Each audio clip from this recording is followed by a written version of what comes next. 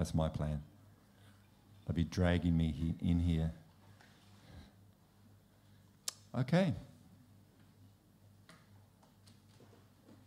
What do we have now? Does anyone know what we're going to do now? We're going to have a chat. We're going to have a spiritual chat. So, I'm not sure how many people are regulars, or how many people have been once or twice, or how many people it's your first night on, or joining us online. Yeah.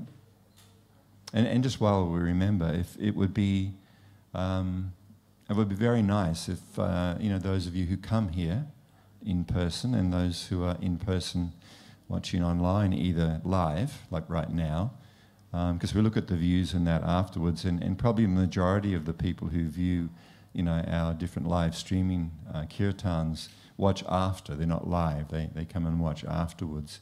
So if you can share around this awareness in your socials, person to person, let people know that this is actually available, Wednesdays, Fridays, Sundays, and as they say, pass it forward. Let others know.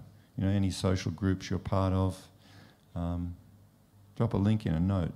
You might like this, and you might find that someone does. Not just you might like it. The fact that you might like it means someone else might like it as well. Even the most unlikely people. As I look around the room, there's some very unlikely people.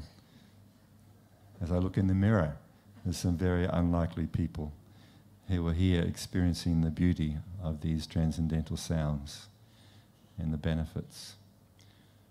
So what we like to do is spend a little bit of time exploring and sharing the wisdom of yoga. And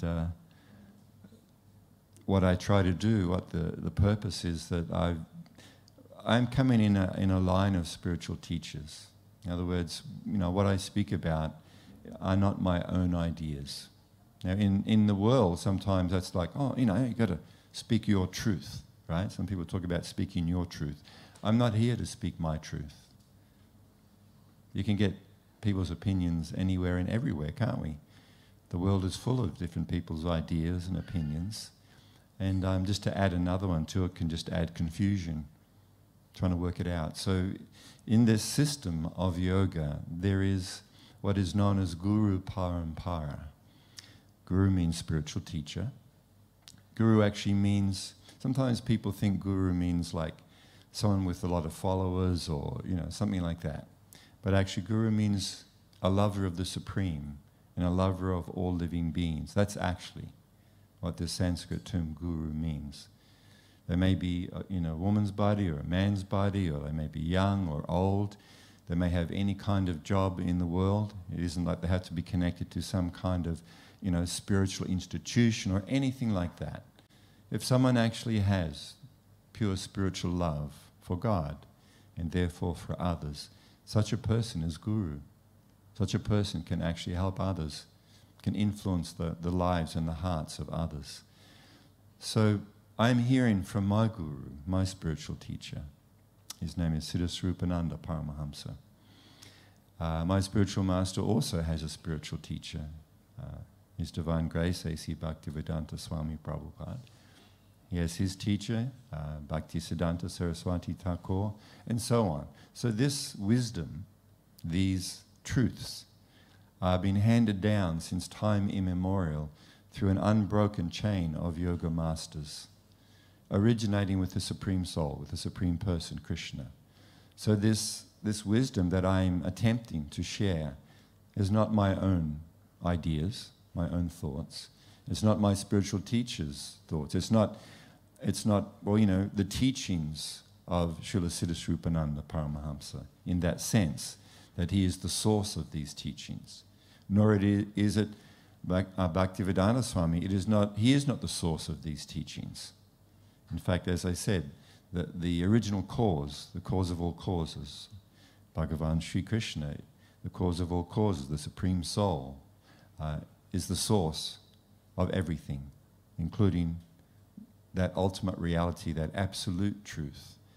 That truth which is not based upon sensual perception or mental speculation. where a person tries to work out well, is this true or is this true? So there is a whole system in yoga that actually ensures that this truth, the truth of the Supreme, is handed down so that others may benefit from it. So that is why at the beginning of all of my talks, I spend a moment or two in contemplative meditation and prayer, praying to my spiritual teacher and to the Supreme Soul, that as I have benefited from hearing from you, and my life is unbelievably blessed, then I'm praying that also somehow or other I may be able to share that with other like-minded souls, so they may also benefit as I have benefited. And I'm also praying that I don't let my false ego interfere between this knowledge, this wisdom that I've been given, that I can pass it on purely, clearly. So that is my goal. So when I'm speaking, I'm not just speaking on my behalf and giving you, my thoughts and my opinion. So I may speak in my own way because I am an individual, and I may speak with my own style, and my way of presenting things. That's in my individuality. But the core of what I am speaking can touch your life, can actually touch your heart, if your heart is a little open. In fact, what comes to mind is, sometimes before I get to speak, different ideas come to the surface. And one of the things that came up is that a Bruce Springsteen song, I think it was something like, "Everybody has a hungry heart." Does anyone know Bruce Springsteen? I can't even say his name. Bruce Springsteen. So where do we find, how does our hungry heart become satisfied? That's really what the whole thing is about, right? Because we have a hungry heart. I remember my spiritual teacher speaking one time about, if we look around the world, we find that there are many horrendous things that take place, both in natural disasters, right? And in how different nations and different people treat each other and murder and all kind of horrendous, yeah? Is it not true? And even in interpersonal relationships, there's domestic violence and there's king hitters in the street and there's rip-off merchants who are, trying to, when they see me, they see something. They want to get something from me. A person who has a beautiful body or a handsome body or face or, a six-pack and all the rest of it. Some people look at them and go, yeah, I'd like to exploit that. Is this not true? This is not what most, I haven't been around in the open market for, 30 years, nor am I looking to, by the way. But now they have these apps, right? You meet people on your phone. Isn't that how you do it? There's people actually on your phone, and you swipe right or left. I mean, how superficial is that? How's that the start for a relationship? No way.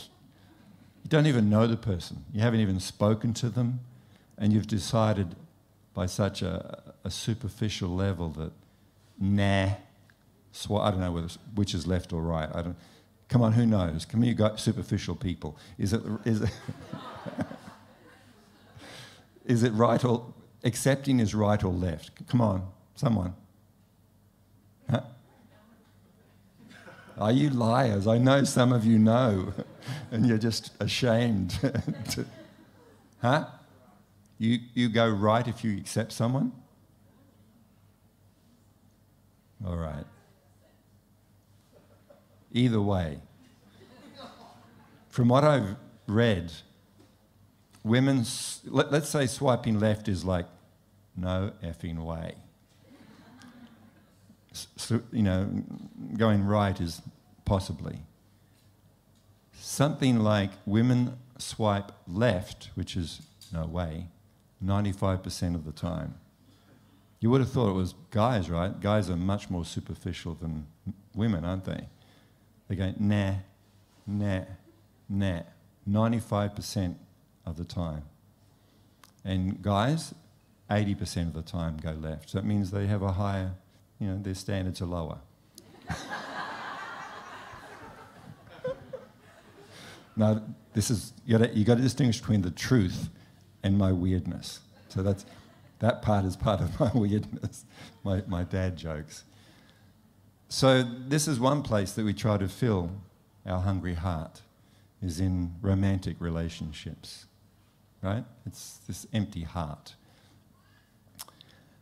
And of course we do many other things, as we speak about regularly.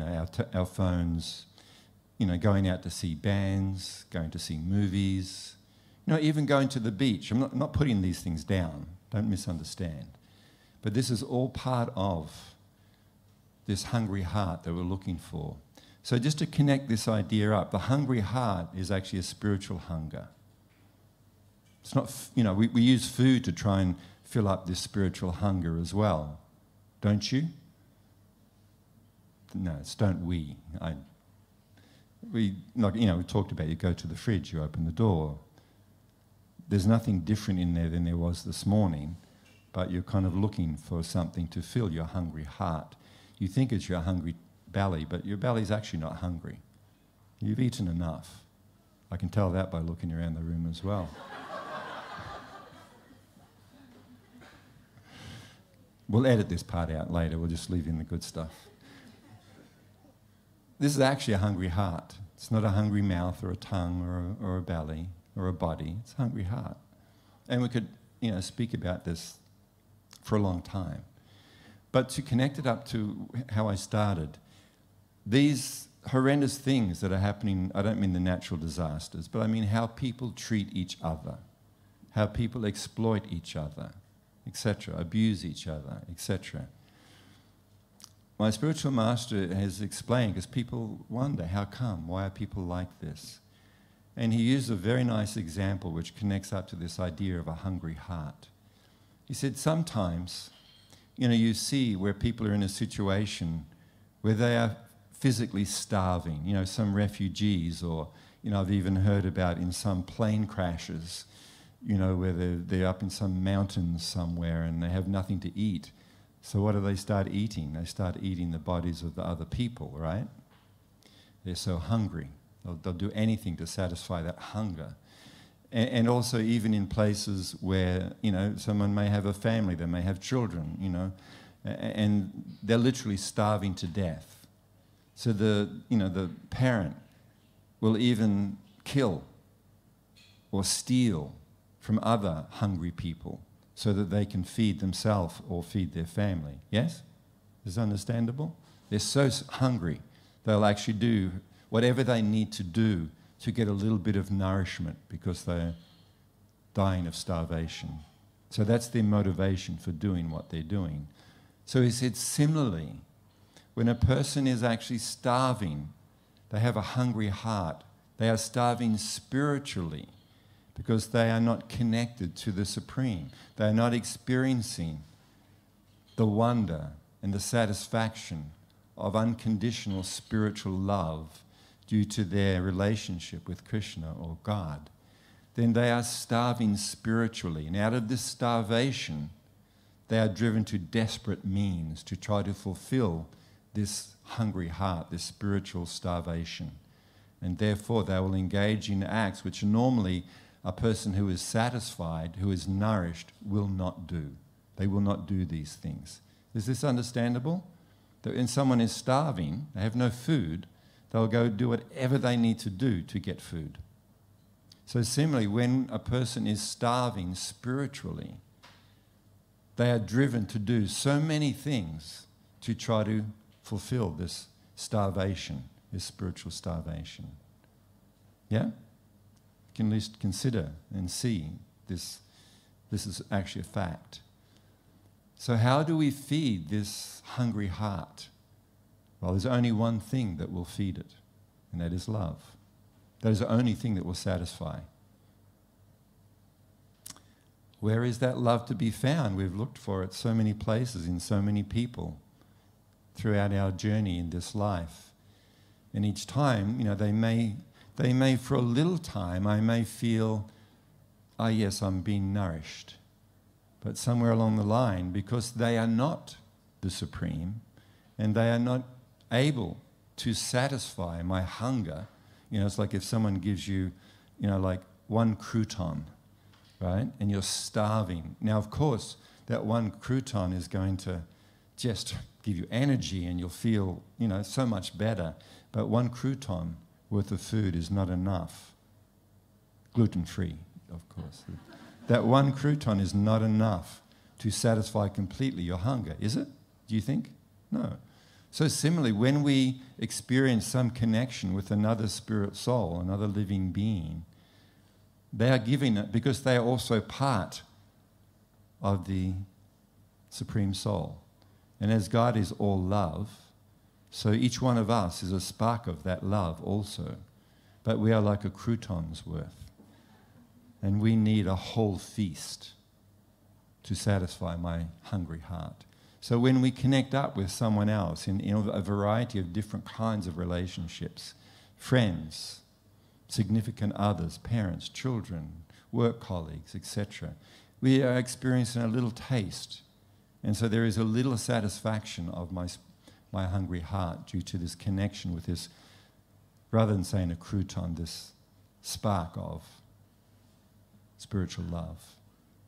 Yeah, is this okay so far? Is it understanding the connection between them and how it actually impacts upon our life? So we shouldn't be angry at another person, another crouton, because we are also a crouton, right? We're not able to satisfy someone else's hunger either.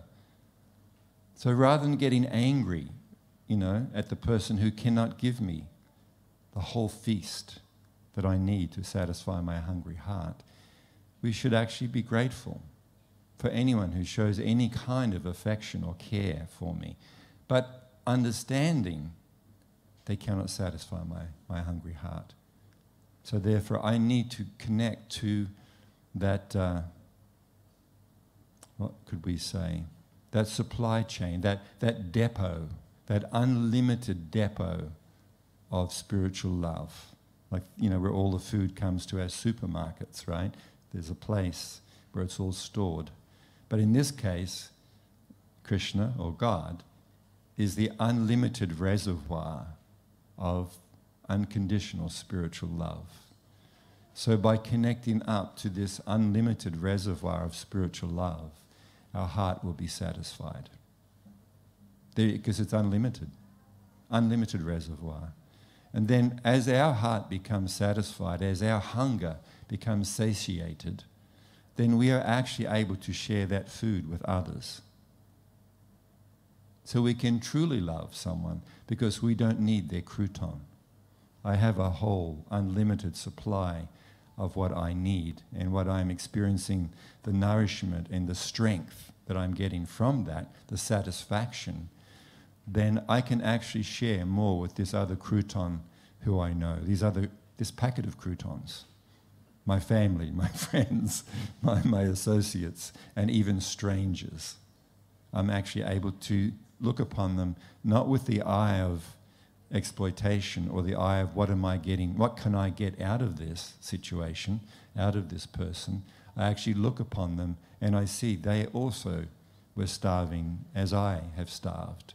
So let me share some of my food, because as the saying goes, my cup overfloweth. I have so much that it cannot even be contained, and therefore I am easily able to share with others. So first of all, sometimes, there's the idea of, when you fly somewhere, and the people are up the front taking you through the safety things, right? And we just never listen. Like, it's not, I've travelled so many times, come on, but they always encourage you, no, listen anyway.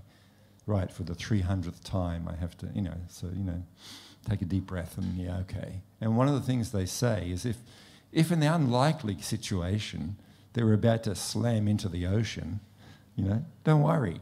There'll be this little plastic mask will drop from the ceiling above you, right? And this will save you. I always want to shout out, you liar. You know this is a lie, don't you? Anyway, So it'll drop down, and what do they say? Oxygen will be released, put it on your face, and then help others, right? So we cannot give others what we don't have. If we ourselves do not have a full heart, or at least, okay, let's back off a little bit. It hasn't got to be completely satisfied, but I am becoming nourished. I'm actually feeling the nourishment from what I am receiving. Then I can still begin to share without being fully and completely nourished. This is the reality for the vast majority of us. So we need to tap into, we need to be connected to that reservoir of unlimited spiritual love. So this practice of kirtan, just to finish off, I have 4 minutes. This practice of kirtan is actually that reservoir of unconditional spiritual love. It is not just that Madhulila has a beautiful voice. Of course, she does have a beautiful voice. But that is not what this is about. And she will tell you this as well. And our friends play very nicely. They make it a very sweet sound, a very harmonious experience. But this is not what kirtan is about. It is actually about the mantras. The mantras actually aren't just beautiful songs that I feel nice listening to. This is my connection to this unlimited reservoir of spiritual love. Because the names, these are the names of the divine, the names of God are non-different from God. The supreme reservoir of unconditional love and all wisdom and all truth is found within transcendental sound. So by immersing ourselves in this sound, by taking shelter in our hearts, not just our mind, in this transcendental reservoir, this sound, not just representation of, but factually fully present within this transcendental sound, is the supreme, perfect, unlimited reservoir of spiritual nourishment and love. So we can, you know how they have like electric cars now? You've got to plug in and then the energy comes into your car. This is a crude example and not a perfect example. So when we're here, if we are become a little bit aware of this reality, there's something more in this sound than just the nice playing, the nice voice, etc., then we will plug in to this transcendental reality. So we hear the sound. It works very simply, but it is still, we have to be a little bit active in our part. The person is singing. They are sharing this transcendental sound. I make a little effort to focus on the sound as they are singing it. And then the sound comes into my mind. I become aware of the sound. And then I invite this sound, this supreme, unlimited reservoir of perfect spiritual love and understanding, and hold this sound, this reservoir of love deep within my heart. I rest myself in this transcendental sound.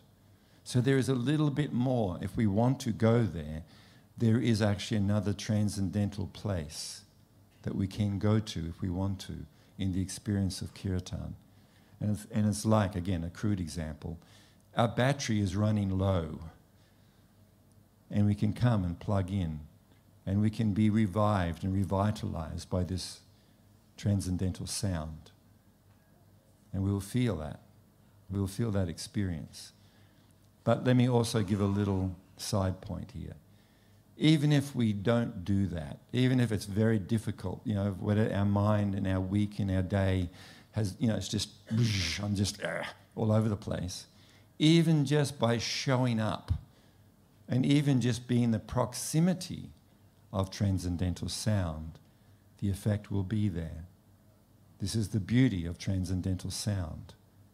You don't have to do mindfulness, you don't have to focus the mind, you don't have to breathe well, no, you should breathe.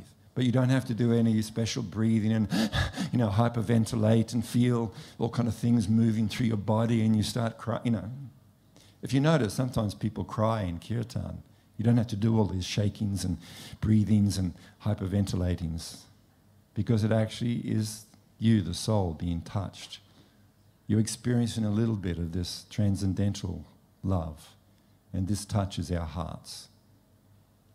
So this is just a little idea that there is much more happening here that we may not initially be aware of or even initially be experiencing. But we can just tap in a little bit. And then when we sing, we also sing from this place of our heart, which is becoming more and more nourished. And gradually, our hungry heart will be nourished, satisfied. And no matter what we're going through in our life, we'll feel this nourishment, this love. And just to finish on this idea. There's a saying, like water off a duck's back, right? You heard that saying? I know, it's just like water off a duck's back. They have a slightly nicer one in yoga, and it's to do with a lotus flower. And on the leaf, the big leaf of the lotus flower, if water falls onto it, and this can be compared to the troubles of life, the water doesn't sink into the leaf or into the lotus flower. It may kind of bobble around for a while as the leaf moves in the wind, but eventually it just slides off.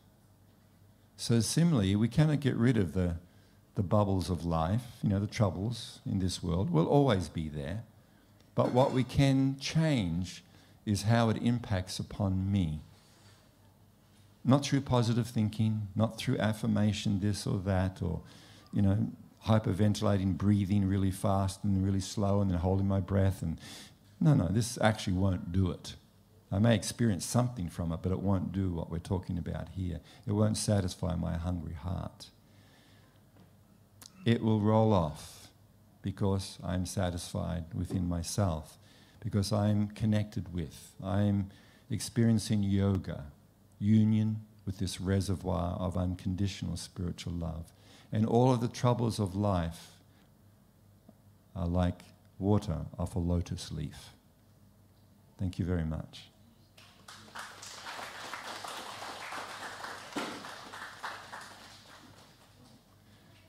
Now, I know that was a little longer than supposed to go, but is it okay if we go like 10 minutes over with our kirtan or something like that? Because I don't like to eat into our kirtan time, which I just did. So if you're okay, we might just chant till 10 or 7:15.